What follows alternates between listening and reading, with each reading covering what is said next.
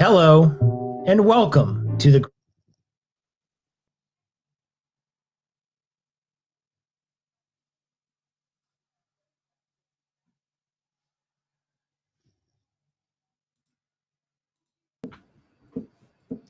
Good evening, everybody, and welcome to episode 4 of the Granite Cornerstone podcast. We are here tonight to speak to some new Masons and to hear their experiences. With us tonight, we have Brother Alex Newbury from St. Mark's Lodge number 44 in Derry. Alex was raised in February of 2020. We are joined by Brother Kevin Currie from Lafayette Bible Lodge number 41 in Goffstown. And Kevin was just raised about a month ago. Yep. And then we are also joined by Brother Adam Gleeson from Mount Cube Lodge number 10 in Orford, New Hampshire, raised on August 27th, 2019. Welcome, brethren. It's great to have you here, and thank you for joining us. Happy to be here, Tim. Thank you for having me. Thank you. So this is our 4th episode. It's the 3rd in our experiential arc where we're trying to hear about the experiences of different people within the Masonic fraternity. We started with the Grand Masters. We progressed to our veteran brothers, and now we're here with some of our youngest members.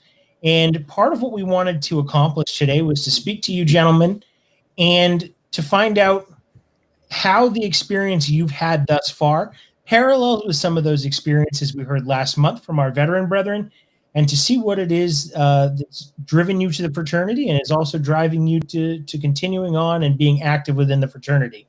So I guess the first question that I have, and we'll start with Brother Gleeson and kind of move around here. What led you to join Freemasonry? Well, I have 2 cousins that are Masons, and I've always noticed that they were how they carried themselves, how they conducted themselves was very admirable. So I always was intrigued by it. So I approached them one day and asked them some questions to get to know about it, and they told me to join, to swing it over, fill out a petition, and have dinner. And then one thing led to another. But what got me was the way they carry themselves. Just like we always see our fellow brothers, the way they carry themselves is very the way that the talks, their mannerisms, and how they do this. So that always intrigued me about it. So I think that's kind of what set the bar. That, I also think I was always looking for something. Big fraternity, the world's largest fraternity. I was always looking for something, and Freemasonry had it for me at the time, and still does. Yeah, I think I can echo some of those sentiments. The search for something more is a lot of what drove me to the fraternity, and I think that you'll hear that from a lot of different people. So that's an interesting perspective, and obviously family is as good a reason as any, and a good example. Speaking of people with family who are also Masons, we'll move on to our next brother here, Kevin. Why don't you tell me the same question? What led you to petition the fraternity? So my dad's a Mason. I'm 5th generation, just like Alex over here. And so for me, spoil the surprise. It was something that I was really interested in from a young age. And I remember even being as young as 6 or 7, noticing the square and compasses and talking to my dad about it, and him always telling me, when you get older. And then right around 22, it just clicked and joined the fraternity. So it was just a matter of time. And yeah. And having had his surprise spoiled, we have another 5th generation Mason here joining us, Alex Newbury. Alex, same question. I know probably some of that was family, and you're also State Master Counselor for ULA, correct? Yes. So what led you to the fraternity? Definitely family. Always seeing my dad go and my grandfather go. Ever since I was 8, I would be at veterans programs carrying the flag in my Boy Scout uniform. And the master at the time would always call me future Brother Newbury. And 10 years later, here I am. Yeah, I think it's interesting to see the progression of people and how they come to the fraternity. We heard in our last episode, a lot of guys were ex-military and they joined as a result of coming out and looking for something more after they left the military, and seeing people's journeys, I think, is very important. And speaking of journeys, now you've all obviously gone through the degrees, some of us a little bit more recently and some of us not quite as recently. So let's go and find out what was your path through the degrees? How did you get to where you are, and how did you enjoy the experience? We'll start with our newest raised Master Mason, Kevin. So I was entered back in March of 2019, and then it took me until August of this past year of 2020 to get passed to the degree of Fellowcraft. So I spent a lot of time as an EA, and that was a really insightful, actually. And then I moved quickly through the Fellowcraft, and then of course we had the COVID issues again. But very happy to have been raised last month, and yeah, I'm sorry. I went through the degrees a little bit slower than I think a lot of people do.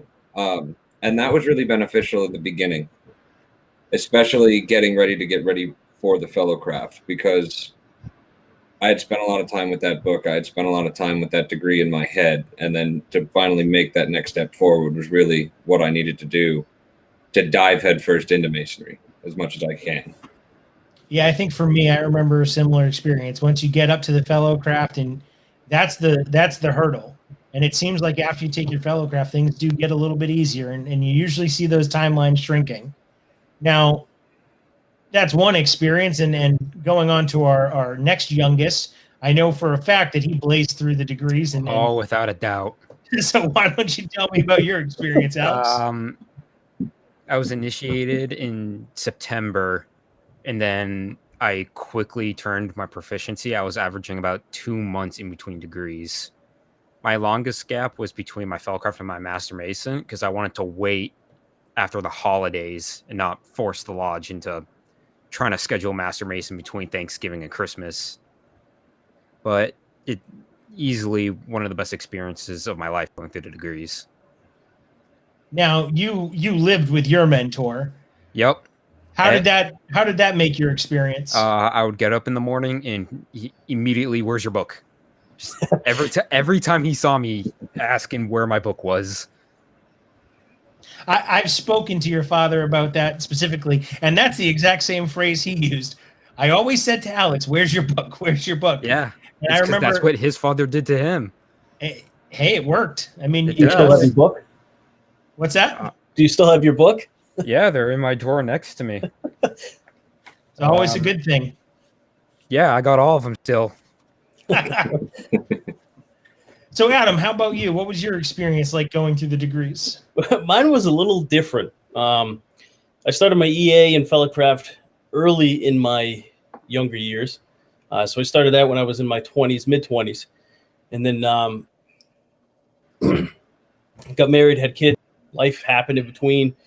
And then I was always, like I said earlier, I was always missing something. I always wanted to find something. So it took me until I was 40-ish, 41-ish, to be able to find out what that click was. And I came back to Lodge and did a refresher on my Fellowcraft, and then did my Master Mason and was raised. And it was, I think it was good because it was the time. I think if I was in the mind frame that I was in back then, I don't think it would have been as memorable of an experience. So I think it was definitely the time for me at that point in my life to be able to, go through and get raised. So a little bit different, but I'm the oldest, newest, I guess you could say. So that whiteboard behind you has a lot of meaning then. It does. I'm confused. Yeah, it does. Yeah.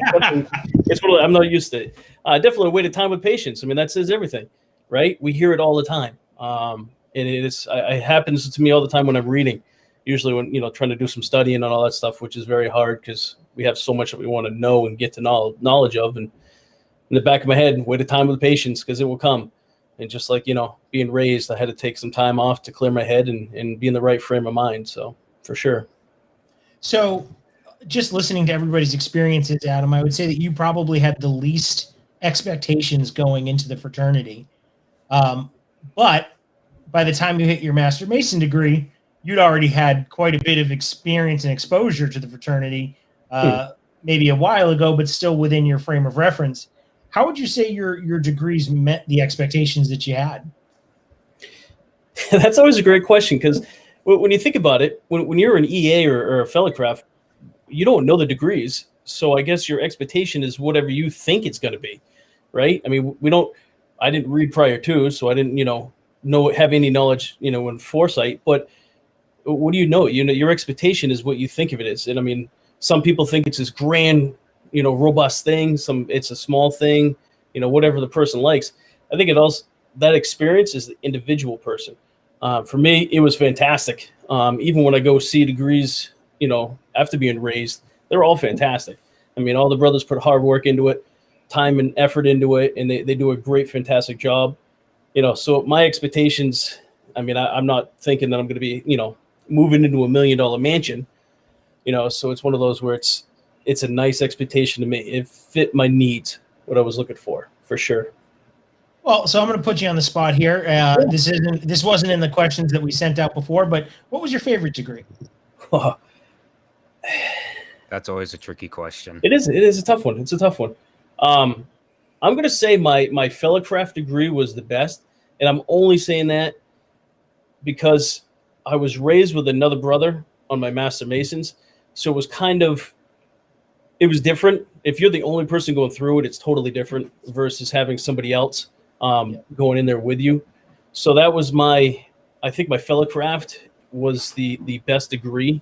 That's to me the meat and potatoes of Masonry right there, and the fellowcraft anyway. So I like the fellowcraft. That's my personal favorite. I've got the staircase and the pillars tattooed on my arms. So that one always meant a lot to me. And going through the line, being senior deacon, that fellowcraft degree has always been my favorite piece of ritual to perform for sure. Yeah. Kevin, you're a 5th generation Mason, but you were not DMLA. Is that correct? Correct.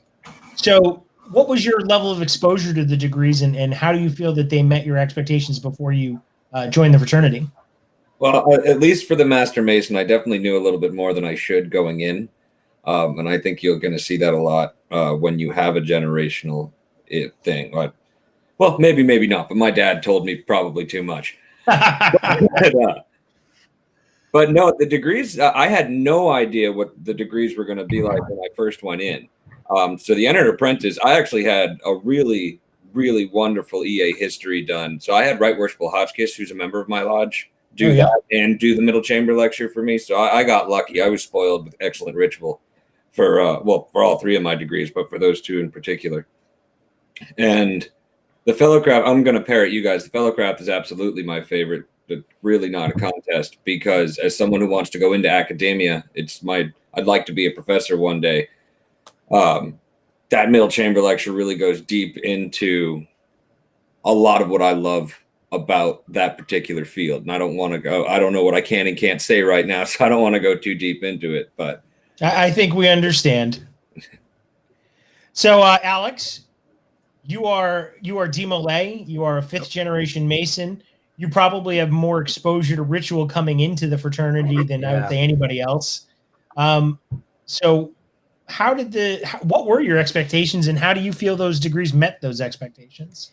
Well, going and joining DMLA first, a lot of the degree work for DMLA is similar to Blue Lodge. So like some of the phrasing and how things are done is similar.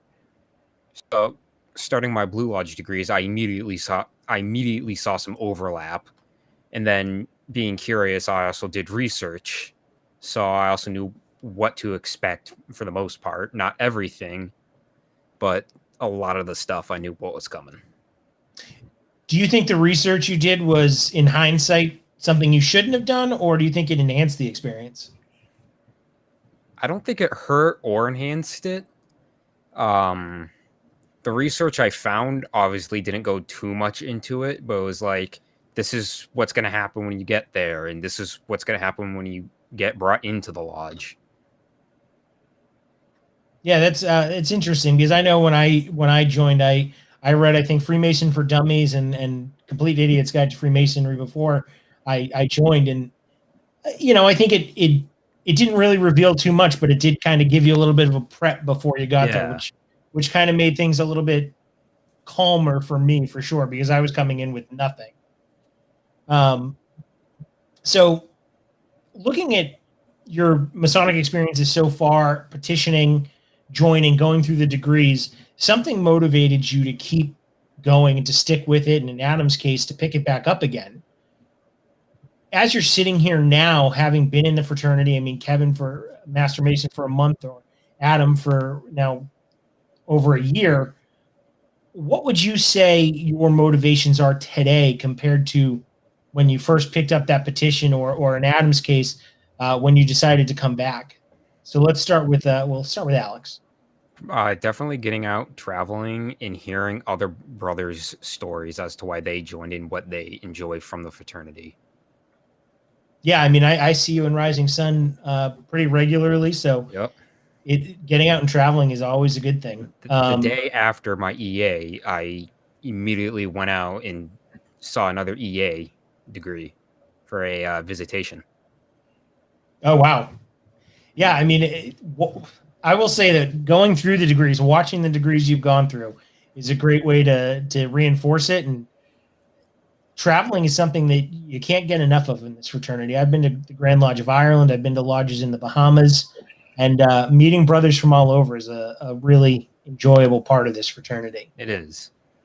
So, Kevin, how about you? What, looking at your motivations today compared to where you were when you started your journey, has anything changed? What is it that motivates you to be active in this fraternity?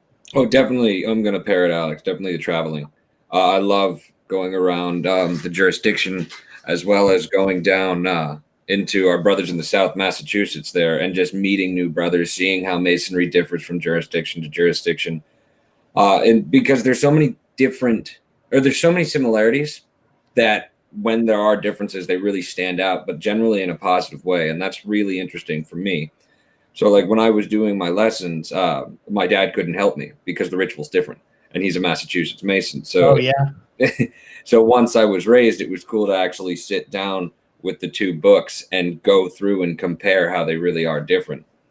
But when I first got started, I just wanted to be a part of it. It was something I wanted since I was a little boy, something I wanted to do to make my dad proud. And it's become probably the best thing I've ever done. Well, that's good to hear. Adam, how about you? Well, definitely the same, but travel. I mean, it's kind of traveling's a little restricted right now. So with that being said, with travel being restricted, this gets me jazzed up. Being able to come talk to other brothers. I mean, tonight's the first night I've met Alex. I've heard about him. You know what I mean? I know his father, but the first time I met him, I've met Kevin before, on virtual Zooms, platforms before. Same with you. It's the first time I met you guys. A way to connect everybody.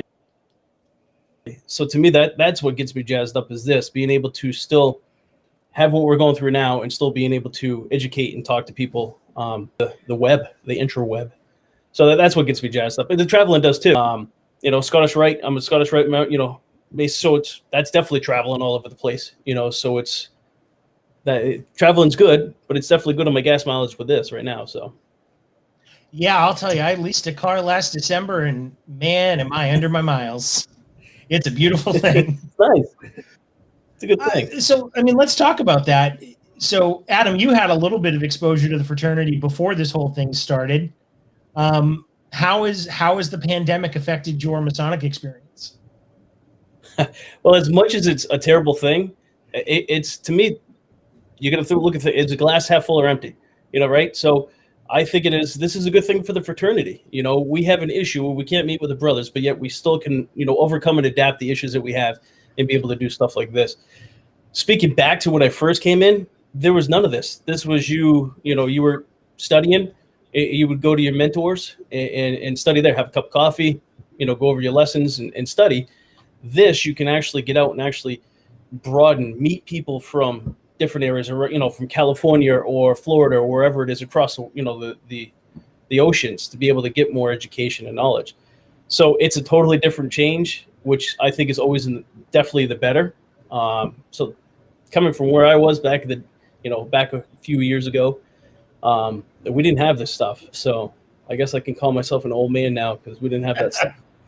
Back in my day, right? You're right. I mean, it's weird to say, but it's true, and I mean, we never thought about this stuff until recently, 8 months ago, and it's, especially with education.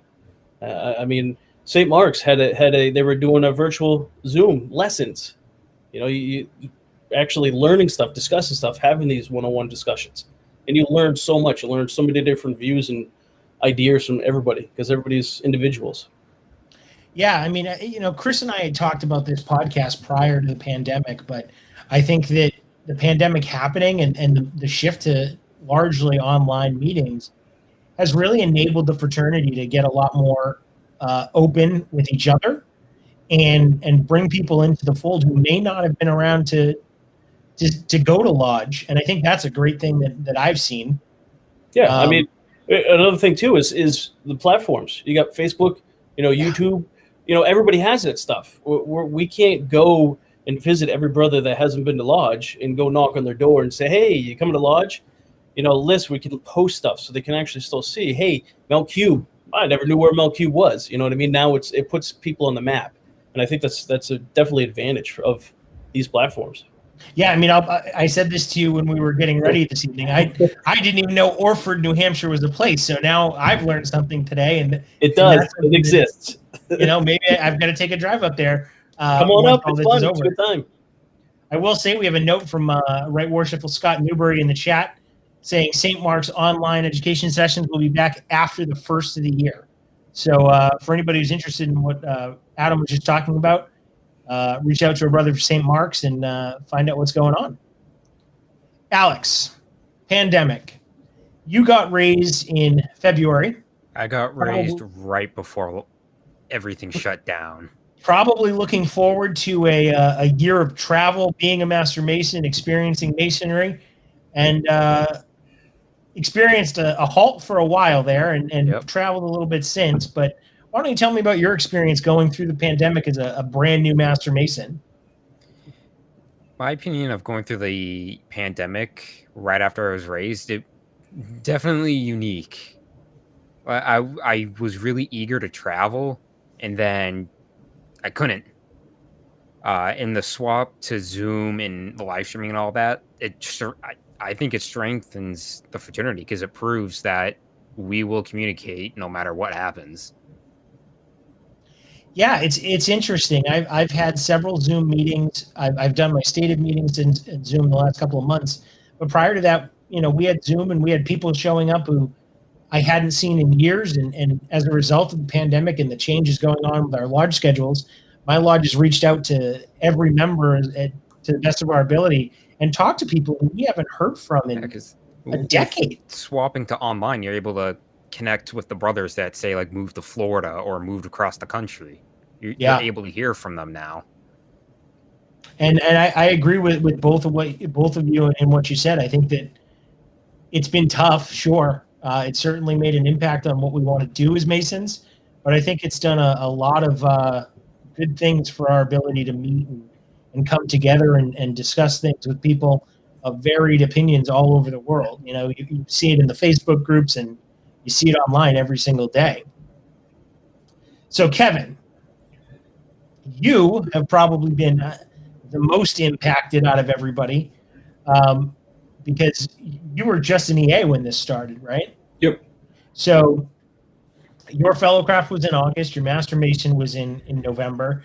I imagine both of those degrees probably would have been earlier had you not been shut down for at least 3 months. So why don't you tell me about how going through your degrees while dealing with this pandemic and dealing with the shutdowns has impacted your experience so far? I wouldn't say negatively at all. In fact, I'm probably the only person that's a little bit thankful for the shutdown because to hop on to what Alex was saying, that the Zoom that came out of this has really strengthened at least my bonds in the fraternity. So I met Adam. I through a Zoom meeting one night with Right Worshipful Anchorage, I heard about what St. Mark's was doing, and now I'm over there 2 or 3 times a week. I spend more time there than I do my mother lodge. So I've really been able to travel virtually and get to know a heck of a lot more brothers than I think I would have if it had just been a regular old year. So yeah, I think that's a really good point. So it did stink to have the degrees postponed, but at the end of the day, a lot of good has come out of this, at least for me. So I have nothing to complain. I'm kind of happy it went down the way it did. That's an interesting perspective, and I think that yeah, obviously your degrees being postponed is not ideal, but you're right. I mean, the people I've been able to meet through this format, I had Worshipful Brother Ackridge in on a Zoom meeting with my lodge because we had the ability to get 30 people in a room and get, the Grand Education Officer there without anyone having to leave the comfort of their home. And that's an experience, I'm sure, right, Worshipful Brother Ackridge would have come to my lodge if I'd asked him, but I don't think I would have gotten as many brothers there, and I don't think that we would have been able to share the experience that we shared. So I think that it's very interesting to see guys who have really, at this point, the majority of their Masonic experience has been online, and to see how you feel that that's going to handle the future of this fraternity. So in our last episode, we kind of looked back at the changes in Freemasonry because we were dealing with Masonic veterans, people who've been in the fraternity for 50 or 40 years. Considering where you are today, considering the experiences you've gone through and your varied timelines in the fraternity, what do you think this fraternity is going to look like in 5 years? What do you think this fraternity is going to look like in 25 years? Kevin, we'll start with you. So I want to be an optimist and say that we're going to go through a Masonic Renaissance, like Right Worshipful Flynn has talked about, and maybe we are right now. So I'd like to see membership numbers climb. I don't know. We're especially this generation in the next 25 years. I'm not even 25 years old myself, so I can't really put myself in that mindset. But I'm still a baby. Dude, I'm the baby here. I'm 19. Yeah, that's true. Alex is. A lot of people in my generation aren't joiners, which is a good thing and a bad thing, because you get guys, like Alex is a prime example. You get guys that are young and motivated. They're good ritualists and they care about their lodge, but you're not gonna get 10 of those a year. You're lucky to get one every 2 or 3 years. So I think we'll stay the same numbers wise, but I could definitely see us at least in the 5 years, because I don't know how to comment in 25 years. But in the next 5 years, I think we'll see a lot more interest in the fraternity from the brothers who have been around for a while. And I think that Zoom is an excellent way to do that. And something like this podcast is another great way. It gives people a platform, it gives people a voice, and it allows people to come together, us as brothers to come together and talk about what is it going to look like in the next 5 years. And if we all can get into a common goal, then we'll all be able to make that happen. All right. Adam, how about you? What are your thoughts on the future as one of our older, wiser gentlemen on the call this evening? You could see the smoke coming, didn't you? So I agree. I also think that granted, I know I'm older, but I'm still up with the times. But I think our fraternity is not necessarily always going to be the 5-year, 4-generation brothers that are coming in, because those are, if 9 times out of 10, they're probably going to come in, right? I mean, it's not a given, but they could stray and go somewhere else. It's the brothers that we don't know yet that we need to bring in. And I think with this platform and all the stuff that the education department is doing, getting the information out there, I think is going to be bringing brothers in. Do I think it'll change tomorrow? No, I think it'll take time. Again, time with patience. I don't, where I see 5 years, I don't think there's really going to be a big change in 5 years. I think you'll start seeing a shift probably, but not necessarily a big one where everybody's going to be like, whoa, what's going on? I think it'll be a slow, gradual pace, and I think that's what we need to do. I don't think we necessarily, as a fraternity, need to make that huge jump to change everything.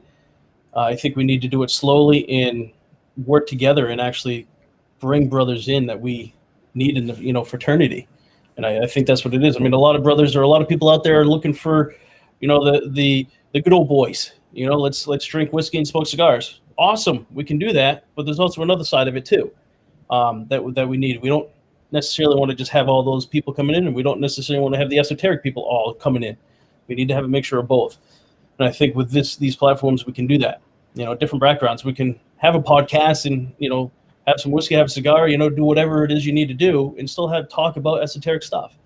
So I think that's a thing will change. Like I said, I don't think it'll happen tomorrow or the next day. I definitely think the shift helps with this pandemic. I think it's helping it move along a little bit faster than it should. That's how I feel on it. Yeah, I think you made a good point. I like the comment you made about balancing the different sides of this fraternity. You've got a very strong fraternal interest. People come together for the brotherhood. And as has been mentioned, you've got this Masonic Renaissance where you're looking at education and esoteric topics and all these other things that haven't really been discussed a lot in the last 20 years. And how do you bring those two together, and how do you build a strong lodge that can meet the needs of all of its members? And those members are going to naturally And I also think that comes down to Go ahead. Oh, I'm sorry. I think it also comes down to like an age demographic too. You know, I mean, you got very young brothers and you got very older brothers.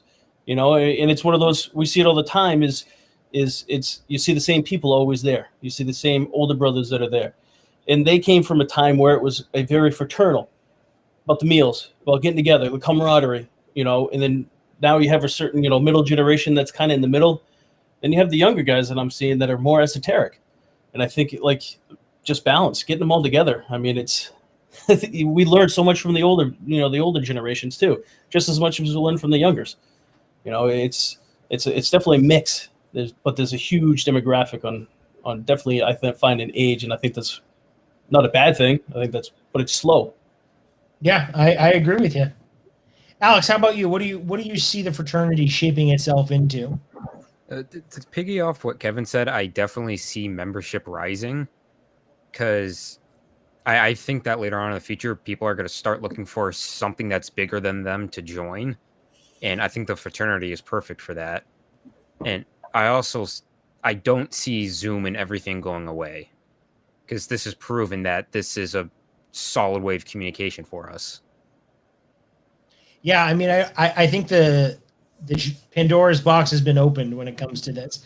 I don't think you can ever justify getting off of these platforms now because of the value they add to the Masonic experience. So we have a question in the chat, and I think that the three of you were probably amongst the best people to ask. Question comes from Most Worshipful Brother Ken Clay. Not answering it. Now you are. Not me. Not it. His question is, what are we not doing today that we should be doing in order to retain and attract members? So one of his pillars of his term as Grand Master is retention. And I think that looking at the three of you, obviously we have brothers who are active, engaged, and likely to be retained, for lack of a better word. So what aren't we doing? What would make it better for the people that who maybe disappeared, or the people who may not approach the fraternity to begin with? Adam? I stuck out like that one, didn't I? Should have said anything. I should have kept quiet. I think I think everything we're doing is correct. I think having the back of the Grand Lodge is definitely a big help. The people approach them with these certain platforms and things that we're doing. It was never a no. It was like, yes, let's do it. So I think it's definitely having that backing and that support of the Grand Lodge to be able to do these certain things, to keep these platforms going. As to being able to get it out there more, I think just keep doing it. Keep doing what we're doing. It's going to get out there. It's going to get out to the masses. People are going to start seeing it. I mean, people are going to start joining on to these podcasts. This is going to be booming. YouTube. So I think doing those things it's working. And I think just keeping the backing on that from the Grand Lodge, that's what I would do, is just definitely supportive. I have nothing. They're great. Like I said, they always like, yes, do it. New ideas. They love new ideas. So it's always refreshing to have that. Yeah, you do make a good point there. I know that, Right Worshipful Brother Busby, the Communications Committee, Right Worshipful Brother Newbury, Brother Flynn, and the Grand Master have all been extremely supportive of this effort. And you look at the Q&As and you see support from the very top all the way down of the new normal that we're living with in this these sort of initiatives are a great way to see that support and to feel the love, as it were, from our Grand Lodge. Kevin, how about you? What do you think we're not doing today that we need to do? I don't really know what to do to attract new members. We're all different as brothers, but we all have one universal similarity, and that's that we came and we knocked on that door, right? And so there's the whole, we don't solicit membership. So I don't really have an opinion on what we should do to attract new members because I'm not really sure how. But as far as retaining new members, I think it goes back to that balance. You know, there are some people. St. Mark's did a cornhole tournament back in September. That was great. That was something. You're still sour that you lost. I was still a finalist. That's what matters. Okay. If this was American Idol, I'd still have a record deal. I mean, that's fair, but you can't sing. Oh, God. That's okay. Why do you think I want to join St. Mark's? So I can say I'm part of the winning lodge. Your name ain't on the plaque. But no, that was great, you know, because people were able to social distance. It was outside. Everybody was able to have a good time, get out, and because we'd all been going a little stir crazy. Then there are the other, you know, I love the esoteric. If you want to dive deep into Plato's cave narrative, I am fine with that. And we can talk about that 6 different ways from Sunday, and we can do it 3 or 4 meetings in a row, and that'll be just right as rain for me. I can just picture Ryan Flynn furiously typing into the YouTube comments right now. But well, yeah, Ryan's a buddy, and that's one of the reasons. That's the type of stuff we get up to. But when it really comes down to it, I think retaining members is just going to be keeping brothers interested. And we are all interested in different things. We all have different passions, but, you know, pretty much everybody likes to have a cheeseburger and throw, you know, and play some cornhole, something like that. Just more activities where, and I understand right now, we're severely limited with what we can do. A, it's cold, and B, we have COVID. So I suppose I'd say keeping the brothers interested is how you're going to retain them. And with so many different interests, you just got to have a plethora of different things you're willing to put on and do. Okay. Ryan has no comment for you about Plato's Cave. He was too busy watching Mariah Carey's Christmas video, apparently. So, you know, I guess even the most educated and enlightened of us sometimes fall victim to popularity. Alex, you are one of the youngest Master Masons in the jurisdiction. Yep. And this is not to put a spotlight on you or anyone, but you are part of a generation, you know, slightly removed from my own, but one that doesn't tend to join organizations like this. And one that I think it's harder to get people, even if they want to come in, harder to get them to stick around because of the other offerings that are out there. What do you think, as somebody who has a very different perspective of, you know, the world as it is today than, say, myself, how do you think we get new members in and we retain the members that we have? For attracting new members, I'm not too sure because, like what Kevin said, you don't advertise membership. As for retaining members, everybody had a spark when they joined. So what we want to do is find a way to relight that spark and keep it. Yeah, you know, I think that's a really good point, and I think that you've all made a great point here in saying that, to Alex's point, everybody joined for a reason. But then when you get into what Adam and Kevin said, the lodges need to be able to take that reason and build something that is expand on it. Yeah. And if you're not balancing between everybody's reason, because the 4 of us probably came to the fraternity with different expectations.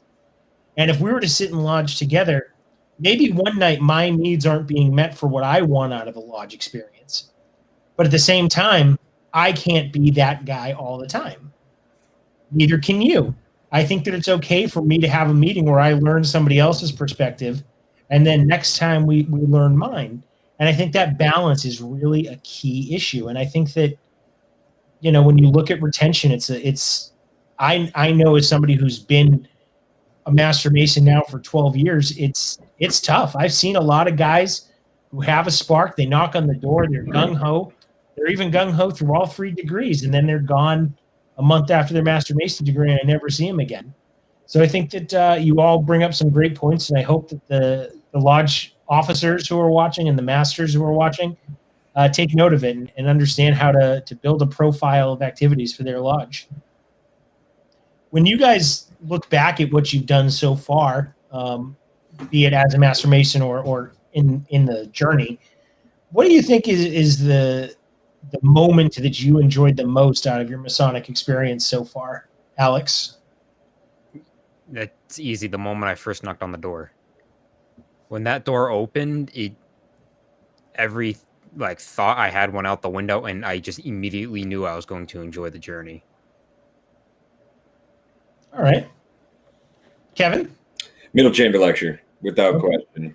I'm a huge architecture fan, and I had spoken to a few older Masons when I was in EA and about some of my interests, and they were like, "Oh, you're gonna love the fellowcraft," and so I already had very high hopes, and I definitely was not disappointed. Academia and architecture. I think somebody wrote that second degree just for you. Yeah, right. Adam, how about you? I mean, I have to agree. When I knocked on the door for to join the lodge was definitely an experience, but I think it also, what really set the tone was when I came back. Back at, redid my fellowcraft. That was when I was standing there, and we've all experienced it. You get a feeling. It's a sensation, butterflies, whatever you want to call it. It's something, and you're like, yeah, man, this is where I need to be. And I think that's the moment when it clicked home for me, and that's where I was like, I'm home. Especially with my lodge, I feel like I can go in, take my shoes off, throw my feet up on the on the coffee table, and turn the TV on. I'm home, and that's what I think at that point. That's what I knew. Considering what you've gone through, and considering with that question we just answered fresh in your mind, what do you want to accomplish in this fraternity? Let's just say by the end of 2021, okay? Let's say all of this is over. Lodges are open. Activities are happening. What do you think is the thing you want to do most over the course of the next 12 months in this fraternity? Adam? That's a good question. I wish I was a fortune teller sometimes. I think for me personally, it's an individual journey. So my journey is definitely going to be different than everybody else's. So I think for my journey, I think where I want to be is a little bit further in my studies. I know I'm not going to get there right off, but that year and a month is actually, will help out. And that's always what I'm trying to do, is always striving to get better. So that's my expectations, is to always each day in my journey to get better. So for that question, 25 years, 10 years, whatever it is, as long as I'm improving from where I am today, I'm happy. And that's what my journey is. How about you, Alex? End of 2021, looking back on the last year as a Mason, what do you hope is checked off of your list? Yeah, I want to get out and explore more. I want to see more of the fraternity. I've been to every lodge in the district, but very few outside of the district. So I want to go out and see how other lodges, even outside of the jurisdiction like Mass, see how they do ritual compared to New Hampshire. Yeah, I mean, Massachusetts is very close, but Kevin's already spoken to it. It is different. It's a different degree. It's, the words are a little bit different. You can follow along. I've been to a degree, an EA degree in Boston, and it's a different experience. And I think that traveling it accomplishes a lot. And I encourage you, every time you're on vacation, and I'm married, so I take this with a grain of salt, but if you can convince your wife or girlfriend or whoever you're traveling with to go to a Masonic lodge and just go through a tour, just try and meet somebody at a lodge anywhere you are on vacation, absolutely an incredible experience. I've done it in 3 different countries, and I've done it with several different states, and it's a lot of fun. Just say it's a business meeting. Yeah, well, when I was on a cruise going to Nassau in the Bahamas, and we went to a rum distillery. We did a tour. We went to a chocolate factory, and then we still got a couple hours to kill. My wife says, "What do you want to do?" And I said, "Well, there's a lodge right here, right on the main street." And so it was my wife, her brother, and myself. And convincing them to go through the tour with me and getting the tour was a little bit of work, but everybody had a lot of fun, and you get to experience a very different lodge than your own. Kevin, how about you? What do you want to check off your list by the end of the next year? I just feel kind of ganged up because I can't steal their answers, and they were pretty much That's why it sucks to go last. Yes, it does. But no, I definitely want to work on my ritual and my study a little bit more. So I do travel quite a bit. I want to keep doing that. Keep going. I haven't made it over to District 6, 8, or 7 yet, so it'd be nice to check those off. And then, yeah, I love the ritual. So I'd really just like to get some of the harder parts like the EA history down. So we have a message in the chat from Right Worshipful Dave Collins, the Deputy Grand Master. His message to the three of you and also to everybody watching, I would encourage all the brothers to travel in bordering states to see the differences. But be sure and travel in this state and see the nuances of the 56 other New Hampshire lodges. And I think that's a really interesting point when we talk about travel. When I talk about travel, usually it's outside of the jurisdiction. And I think it was very encouraging that, especially Alex and Kevin, your answers were, both of you mentioned traveling within the jurisdiction as part of your goal. And I think that's something we don't see a whole lot of, is in getting experiences from different lodges who live under the same system as you. So having been through traveling already, this is another question I'm going to put you on the spot for. What have you seen in your travels within the state of New Hampshire that you would really like to talk about? Is there anything in particular you've seen outside of your own lodge that really excites you or interested you in the fraternity and kind of builds that fire for travel? Kevin, I'll let you go first this time. Yeah, it's the way, nuance is a good word. I love the way that people do ritual differently, because it makes the lodge experience unique. And it's awesome because it can be unique year after year after year, because even though you visited the same lodge now 6 times, you have a different person in the East. And the way you see people deliver their cadence, the way they deliver certain things, they can really draw you in. And some people are just naturally gifted ritualists, and it's really cool to travel around and see people that are great at their craft. No pun intended. Yeah, I definitely agree with that. I know that even just in my own lodge, you're right. I've seen 6 different masters, I think, in the time I've been a member of my lodge, myself included. And to see the change from year to year and to see the different ways that people approach different degrees, one of my favorite things is just hearing. I could sit in a lodge blindfolded and just listen to the delivery of ritual, because I like hearing where those words fall, where the emphasis is, what syllables are stressed, because it makes a drastically different experience. Yeah. Alex, how about you? You've traveled a bit. I'm going to piggyback off of what Kevin said. I want to see how different lodges do ritual, but at the same time, see how the masters run their business meeting. Because there are some masters that are all over the place and others that are straight on the point and always getting stuff done. That's interesting. I when I think about traveling, I think mostly about degree travel and seeing different ritual. I've never considered traveling for the purposes of a business meeting and seeing how those are run. I want to see how the different leadership is ran throughout the different lodges. That's a good point. Because then I'm able to take insight in and use it like at a DMLA meeting. That is a very interesting and insightful thought on traveling, and something that I had never considered before. And I really like that you brought that up. That gives me something to think about, and I can't imagine that I'm the only one here with all the people we have watching this. Adam, how about you? Wow, I can't piggyback off or anything like that. I think it's definitely, I think it's a mixture of everything. It's meeting the brothers that you've never seen, getting to know their background, seeing the ritual. Definitely, I know, from speaking of ritual, where Chris does his ritual, it's totally different when he does it versus somebody else's does it. I mean, And that's definitely a cool feature because you pick up different things when you hear different people say different rituals, different words, like you said.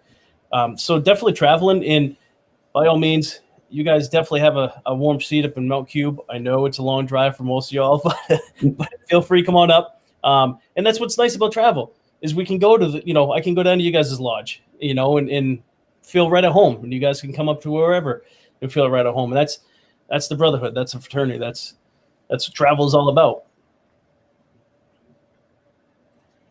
So when you look at the experiences you've had, what do you think in your, again, limited experiences, but looking at that guy who first knocked at the door, right? Adam, that was a long time ago for you, but when you look at that guy and you imagine saying something to him that's going to inform his Masonic experience, what do you think you would say to the person who first picked up that door knocker? Adam, we'll start with you. I'll say something that I was always told to me when I was about ready to knock at the door. Just go with it. Listen to the words. Close your eyes and listen to the words, and just enjoy it. I mean, you're with your brothers. Nothing's going to be, no one's going to hurt you. They're not going to walk you to a cliff and you're going to fall off. They're guiding you. They're helping you. That's what brothers do.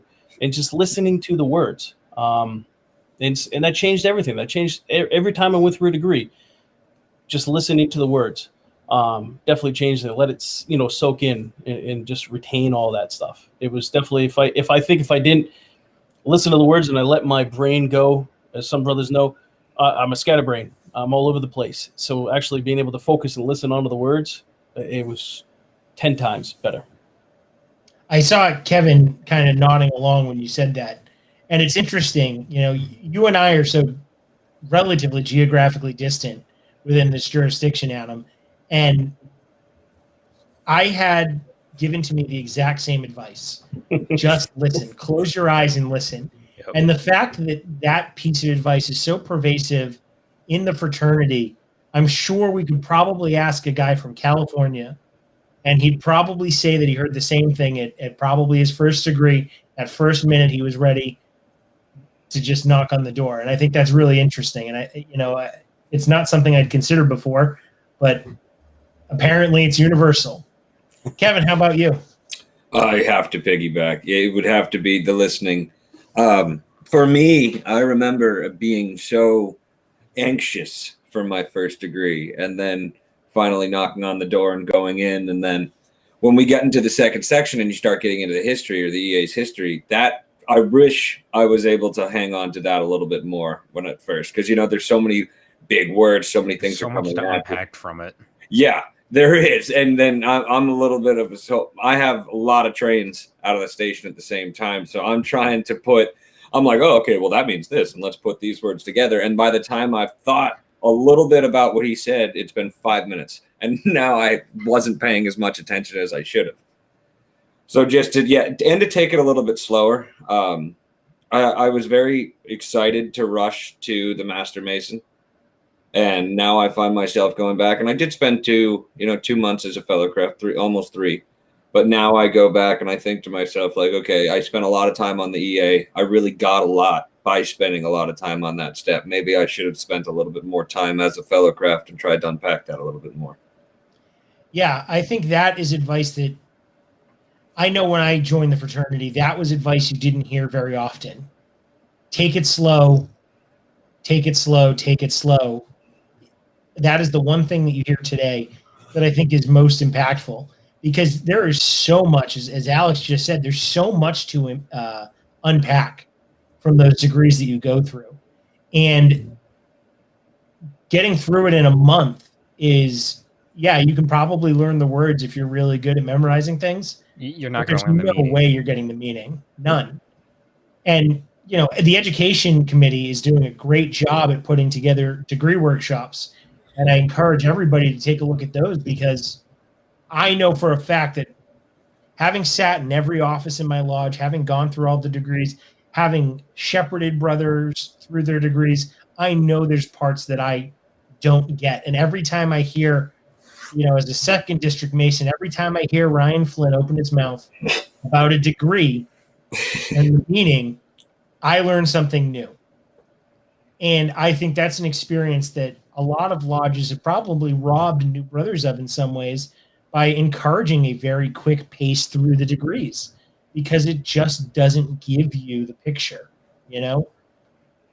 Alex, how about you? What's your advice? Once again, listen. That's the most important thing you can do.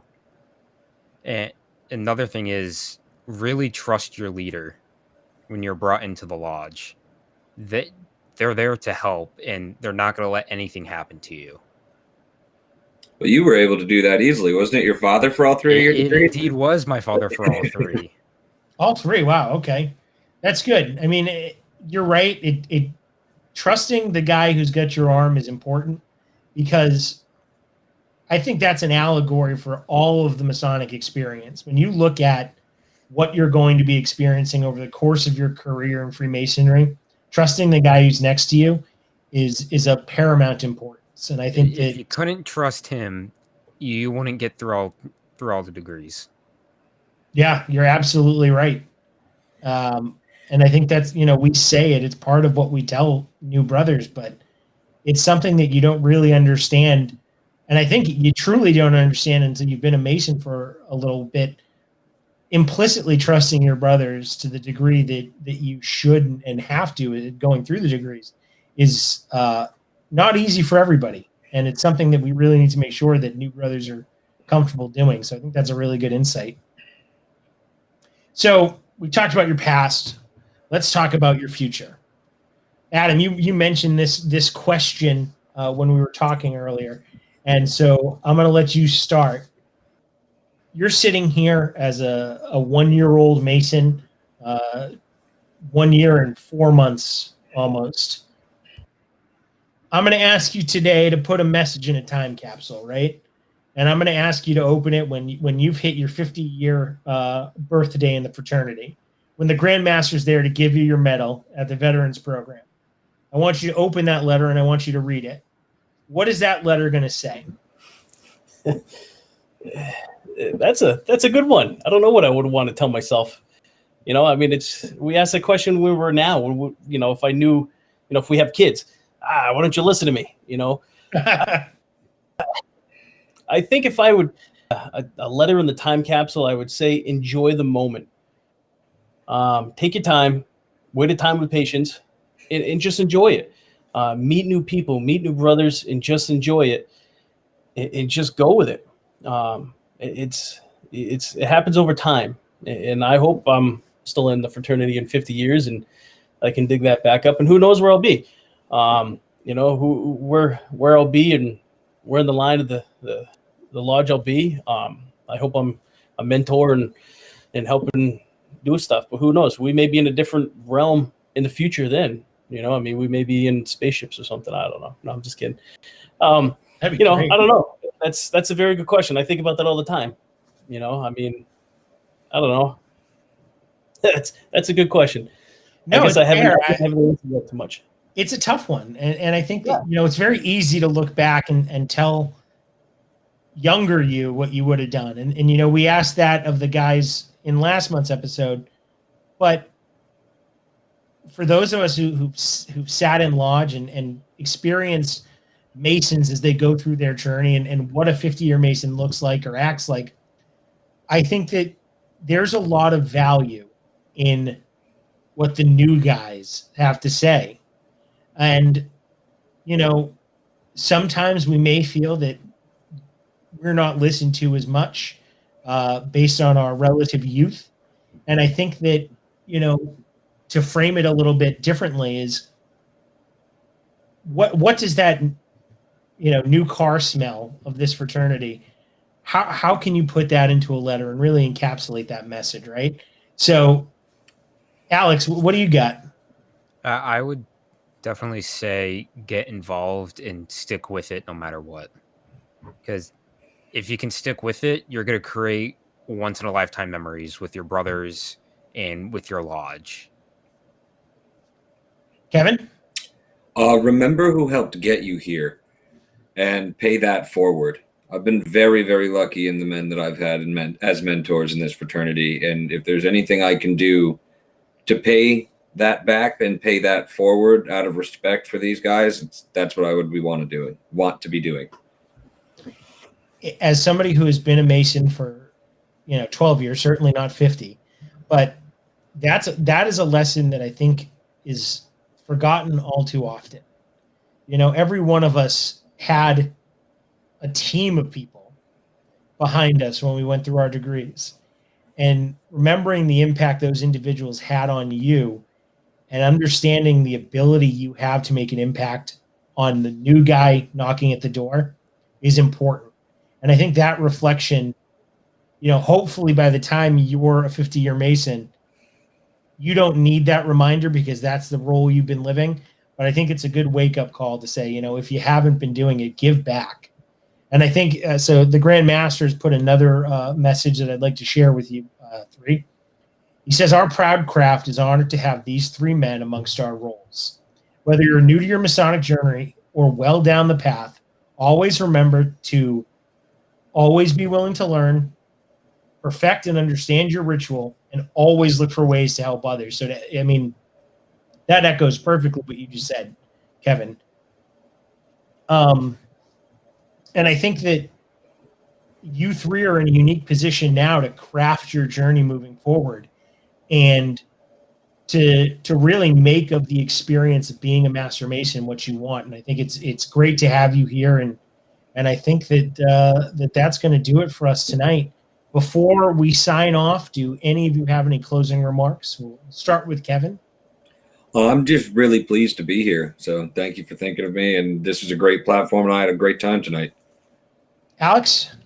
I also want to say thanks for having me. And I know when you do the youth episode, I'll be back. Yep. I probably already talked to your father about that, but we are, I'll get to that in a minute. Adam? Yeah, I want to say I'm honored. I'm blessed to be able to be part of this and have all these fine comments in the chat room.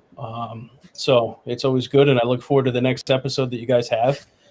And who knows, maybe in the future, the three of us, in 50 years when this is still going on, we'll be able to be part of it. Yeah, we might be the old timers. Yeah. Listen, if this thing is still going in 50 years, whether I'm hosting it or not, I hope we do another veterans episode, and I hope we look back at this and bring the three back on. So thank you very much for joining us tonight, gentlemen. It has been a real pleasure. I think that we don't get to hear, as a fraternity as a whole, we don't get to hear from our newer members all that often. We tend to look to wisdom of the ages. And I think a lot of us, I know that I've had a lot of insights tonight, and I think that it does exceptional value to everyone to listen to the words that you have to share, because you come from a unique perspective that most of us can't remember. And it's great to have you here and share it. So thank you so much for joining us. To the viewers, I really appreciate you being here with us tonight.